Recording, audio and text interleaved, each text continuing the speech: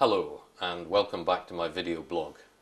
We've had two issues on our agenda here this week. The first one will surprise nobody.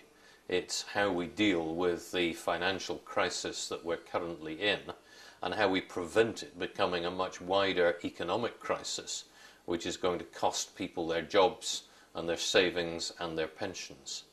We had a debate with President Barroso and with the French presidency of the European Union, in which I suggested we should be doing three things. We should be following the advice of the economic and finance ministers to have a coordinated approach from our central banks to putting liquidity into the markets. We should take up the proposals of the European Commission for better regulation and supervision of financial services institutions. But third, we should be doing something which hadn't been talked about until we proposed it this week.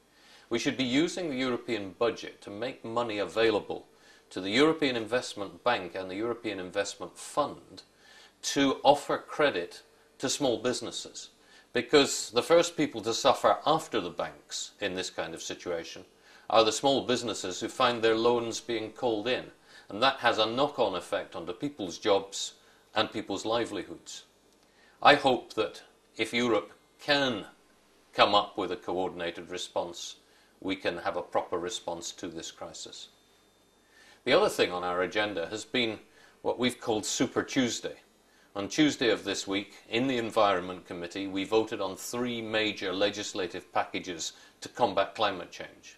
We voted through a measure by our UK Liberal Democrat Chris Davis for carbon capture and storage so we can cut down the levels of carbon emissions. We voted to tighten up the emissions trading scheme so that the European Union can lead the way in this Kyoto-led process to cut down carbon emissions.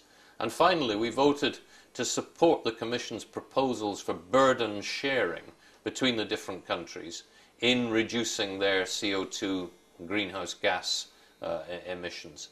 If we are able to come up with a final agreement between the European Parliament and the Member States on seriously tackling climate change, then we're much more likely to have a planet that we can hand on to our children and our grandchildren, which is capable of sustaining human life in the future.